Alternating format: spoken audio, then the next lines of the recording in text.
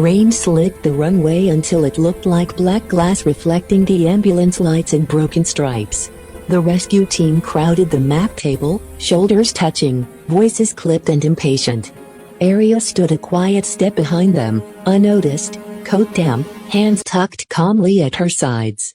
Two younger crewmen shifted, guiding her out of their way with quick, polite pressure like she was furniture. Someone muttered, "Support staff should wait outside." No one used her name. They called her mom, medic transport, as if each word drew a smaller box around who they believed she was. She did not argue. She watched the clouds stack against the mountains, the runway lights flicker in the wind, the small tremor on the windsock that meant trouble later. Thunder rolled, radios crackled. Medics jogged past with stretchers. Time thinned.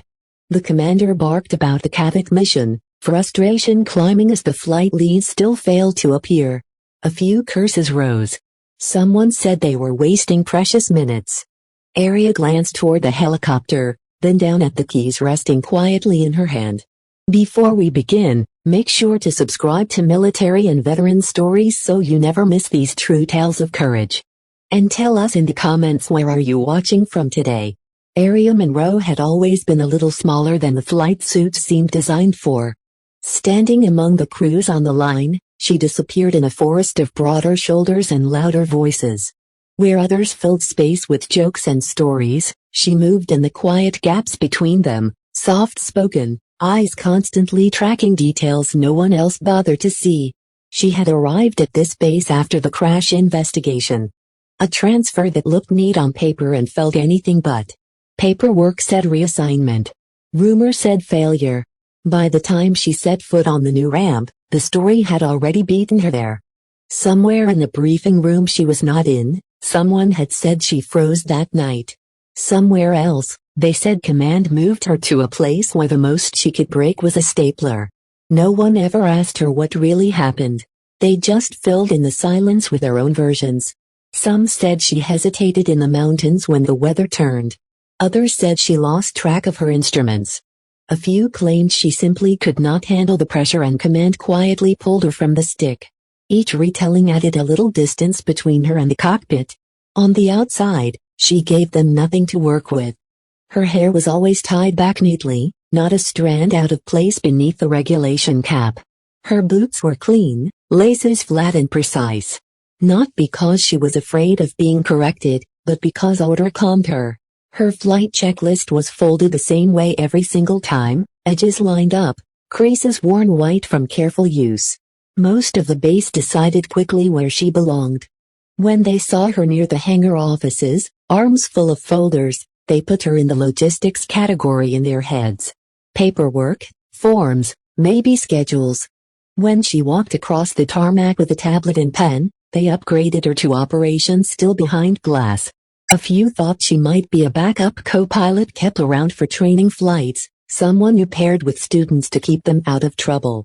It did not occur to them that she had once been the name on the line that launched in the worst weather, the one they used to call when everyone else said no. It did not occur to them that command had once trusted her with lives at the very edge of acceptable risk. They only saw where she was standing now, not where she had already been. On bad days, the whispers sharpened.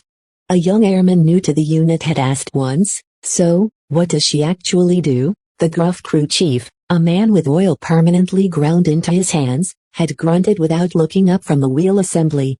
"She does not fly anymore," he said.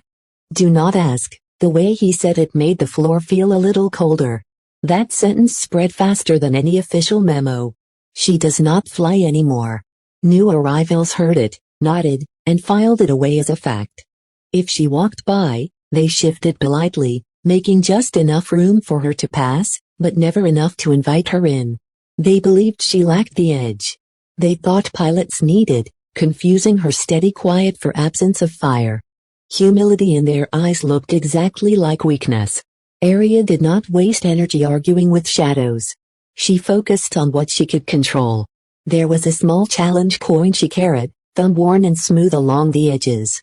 It had been pressed into her palm by a pilot during the rescue long before the crash. A thank you without a speech.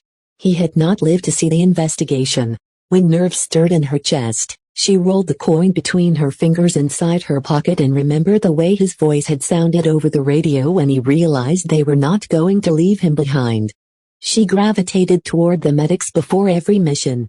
While others hovered near the aircraft or clustered around the briefing screens, she checked their gear, offered a steady word, or just listened.